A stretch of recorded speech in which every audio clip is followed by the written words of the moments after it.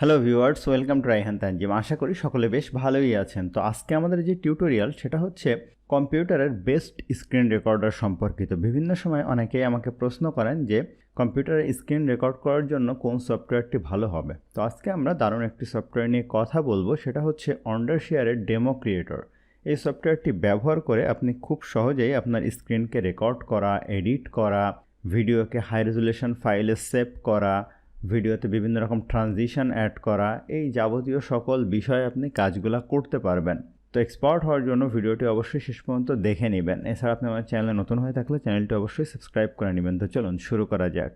তো সফটওয়্যারটি ডাউনলোডের লিঙ্ক আমি আমার ভিডিওর ডেসক্রিপশনে দিয়ে দিব, অথবা আপনি এখান থেকে দেখেন এই যে ওয়ান্ডারশেয়ার ডেমো ক্রিয়েটর, আপনি ফ্রি ডাউনলোড এটার উপরে ক্লিক করলেই ছোট্ট একটি ফাইল ডাউনলোড হওয়া শুরু করবে। তো আমি যদি এই ফ্রি ডাউনলোডের উপরে ক্লিক করি তাহলে দেখেন স্টার্ট ডাউনলোড দিলাম, একটি ছোট ফাইল আমার সামনে ডাউনলোড হয়ে গেল। এখন এটার উপর যদি ওপেনে ক্লিক করি, ওপেনে ক্লিক করার পরে আপনি এখানে ইনস্টলের উপরে ক্লিক করলে সফটওয়্যারটি ইনস্টল দেওয়া শুরু হবে। তো আমি যেহেতু অলরেডি ইনস্টল দিয়েছি, আমি নতুন করে আর দিচ্ছি না।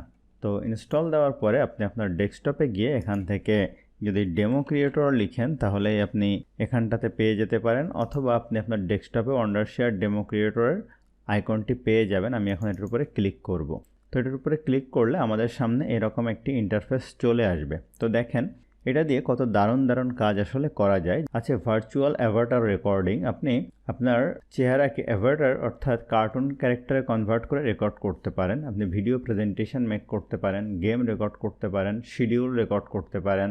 যেমন যদি আমি শিডিউল রেকর্ডের উপরে ক্লিক করি তাহলে এরকম একটি ইন্টারফেস আসবে। আমি এটার উপরে ক্লিক করলাম, কোন সময়ে আসলে রেকর্ডটি চালু হবে এবং কোন সময় শেষ হবে এরকম একটি সেটিংও আমি এখান থেকে সেট করে রাখতে পারি। এবং এখানে আরও বেশ কিছু অপশান আছে, যেমন ভার্চুয়াল অ্যাভাটার রেকর্ডিং। এটার উপর যদি আমি ক্লিক করি তাহলে খেয়াল করবেন আমি যদি এটা হাত নাড়াই তাহলে দেখবেন অ্যাভাটারটি হাত নাড়াচ্ছে বা এরকম কাজ শুরু করছে। তো আপনি এখান থেকে ক্লিক করে এটা রেকর্ড করা শুরু করতে পারেন। এটা চাইলে আপনি মিররের মাধ্যমে চেঞ্জ করতে পারবেন। তো আমি এখন এই অপশানটি ব্যবহার করছি না, আমি এখান থেকে কেটে দিলাম। আমরা আজকে দেখব যে এই সফটওয়্যারটি ব্যবহার করে কিভাবে খুব সহজে স্ক্রিন রেকর্ড করা যায়। তো আমি এখান থেকে নিউ রেকর্ডিং এই অপশানটির উপরে ক্লিক করলাম।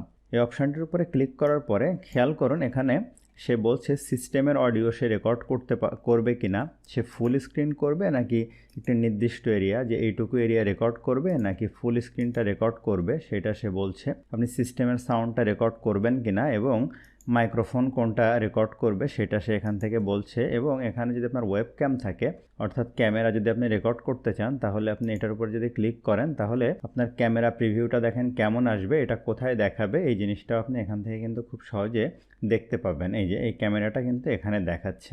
এটা দেখেন এখানে আবার বেশ কিছু অপশান আছে, সেটা হচ্ছে যে আপনি চাইলে এটা মিররের উপর যদি ক্লিক করেন তাহলে এরকম মিরর চেঞ্জ হয়ে যাবে।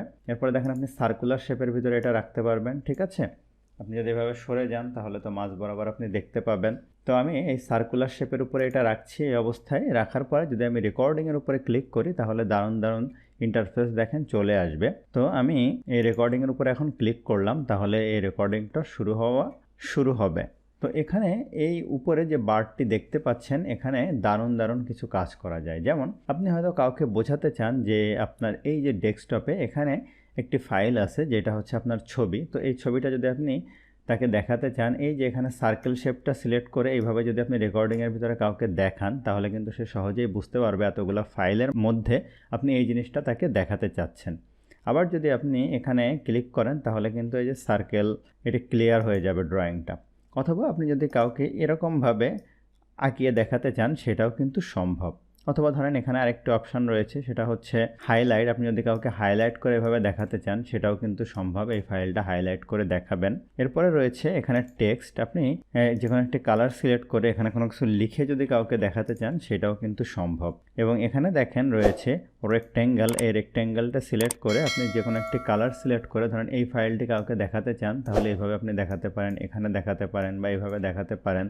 বেশ অবাক করা এবং দারুণ দারুণ কিছু ফিচার কিন্তু এখানে রয়েছে। একটি অ্যারো সিম্বল আছে, ধরেন এই ফাইলটি আপনি দেখাতে চান এভাবে অ্যারো এর মাধ্যমে, যে এখানটায় দেখাবেন অথবা এই দিকটাতে এভাবে দেখাবেন, যে আপনি কাউকে বলছেন যে টেক্সট লেখাটা এখানে আছে, এই যে এভাবে সুন্দরভাবে কিন্তু এই বিষয়টা আপনি দেখাতে পারবেন। এবং এখানে দেখেন যে ইরেজ আছে, একটা একটা করে মুছতে চাইলে এভাবে একটা একটা করে মোছা যাবে, আর এখানে ক্লিক করলে টোটালটা কিন্তু মুছে যাবে। এরপরে দেখেন আরও একটি জিনিস স্পটলাইট, আপনি যদি কোনো এরিয়াকে হাইলাইট করে দেখাতে চান, দেখেন এখানে ক্লিক করে এইভাবে এভাবে হাইলাইট করেও দেখাতে পারেন যে শুধু এই বিষয়টা আপনি দেখাবেন, সেটাও সম্ভব। এরপরে আরেকটি সবচেয়ে দারুণ যে জিনিসটা রয়েছে রেকর্ড করার সময়, এটা কিন্তু রেকর্ড হচ্ছে দেখেন, সেটা হচ্ছে এখানে আছে হোয়াইট বোর্ড। আপনি যদি হোয়াইট বোর্ডের উপরে ক্লিক করেন পুরো স্ক্রিনটা দেখেন আপনার সাদা হয়ে যাবে। আপনি কিন্তু ডেস্কটপে ছিলেন, খেয়াল করেন। এখন আপনি এটার উপর ক্লিক করলে এটা হোয়াইট বোর্ড হয়ে গেল।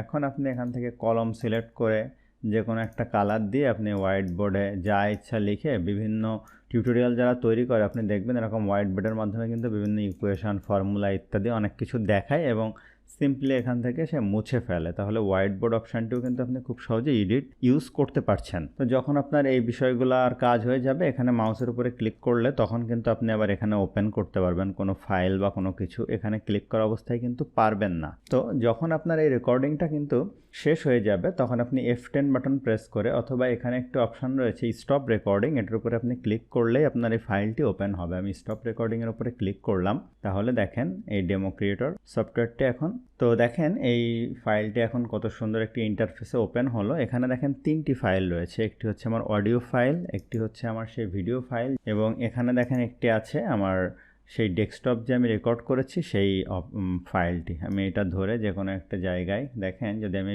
ফাইলটা দেখি এখানটাতে ক্লিক করে এভাবে দেখাতে চান সেটাও কিন্তু সম্ভব। দেখেন কত সুন্দরভাবে এটা কিন্তু রেকর্ডিং হয়েছে। এখন আপনি যদি স্প্লিট করতে চান, অর্থাৎ এখানটাতে এই পর্যন্ত রেখে কাটতে চান, তাহলে জাস্ট এখানে এই যে ক্লিক করলে এটা দুইটা ফাইল দেখেন স্প্লিট হয়ে যাবে। এখন আপনি যদি টোটালটাই আসলে একসাথে স্প্লিট করতে চান, তাহলে Ctrl+A দিয়ে 3টা ফাইল সিলেক্ট করে তারপরে স্প্লিট করবেন, তাহলে দেখেন 3টা ফাইল স্প্লিট হয়ে গেল। এখন আপনি এভাবে দূরে নিয়ে রাখতে পারবেন। এখন এই দুইটা ফাইলের মধ্যে যদি আপনি কোনো ইফেক্ট দিতে চান, দেখেন এখানে বিভিন্ন রকম ট্রানজিশন আছে। তো আপনি যদি কোনো একটা ট্রানজিশন ইউজ করতে চান, তো আমি যদি কোনো একটা ট্রানজিশন এখানে অ্যাড করতে চাই, যেমন আমি ধরুন এই ট্রানজিশনটি অ্যাড করতে চাই, এটা এনে এখানটাতে রেখে দিলাম।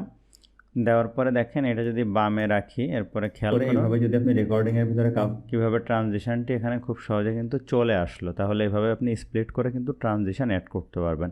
এখন ধরুন এই পাশের ফাইলটি আপনি জুম করে দেখাতে চান, সেক্ষেত্রে আপনি এখানে অনেকগুলো অপশান পাবেন। যেমন এখানে ইফেক্টের ভিতরে আপনি প্যান অ্যান্ড জুম একটা অপশান পাবেন। এটা যদি ধরে এনে এখানে ছেড়ে দেন, তাহলে দেখেন এই এরিয়াটি আপনাকে জুম করে দেখাবে এবং এটা কিন্তু অটোমেটিক্যালি অ্যাডজাস্ট হয়ে যাচ্ছে। এবং আপনি যদি চান যে আপনার যে মাউসটা আছে এখানে, ধরেন এই যে মাউসটা, এই মাউসটায় যদি কোনো ইফেক্ট দিতে চান, সেক্ষেত্রে কি করতে হবে, আপনাকে কার্সারের উপরে ক্লিক করতে হবে। এই কার্সার হাইলাইটটা ধরে এনে এখানে ছেড়ে দিলে দেখেন এই যে মাউসে ইফেক্ট চলে আসলো। এটা চাইলে আপনি অপাসিটি কমাতে বাড়াতে পারবেন, স্কেলটা কম বেশি করতে পারবেন, ঠিক আছে, এখানে অপাসিটি কম বেশি করতে পারবেন। এরপরে আপনি অ্যানোটেশনের ভিতরে যদি যান, কোনো টেক্সট বক্স অ্যাড করতে চান, যেমন এই টেক্সটটা যদি আপনি এখান থেকে ধরে এনে এখানটায় ছেড়ে দেন, এই যে এখানে আসলে কোনো কিছু যদি লিখতে চান, এটা আপনি খুব সহজে কিন্তু এখানে লিখতেও পারবেন। এরপরে স্টিকারের ভিতরে দারুণ দারুণ কিছু স্টিকার রয়েছে। আপনার যদি কোনো কারণে আপনার এই ভিডিও ফাইলের মধ্যে স্টিকার অ্যাড করার প্রয়োজন হয়ে থাকে, যেমন এই ডাম্বেলটা অ্যাড করবেন, এখানে এনে ছেড়ে দিলেন, তো দেখেন এই ডাম্বেলটা এখানে কত সুন্দরভাবে কিন্তু অ্যাড হয়ে গেল। এছাড়া দেখেন এখানে বিভিন্ন রকম ফিল্টার রয়েছে। যে কোনো একটা ফিল্টার যদি আপনি ইউজ করতে চান, আমার এই যে ভিডিওটা আছে, আমি এই ফিল্টারটির উপরে ক্লিক করলাম, এটা ডাউনলোড হলো, এখানে এনে যদি ছেড়ে দেই, তাহলে দেখেন এই আমার যে ছবিটা এখানে কিন্তু ফিল্টার অ্যাড হয়ে গেছে।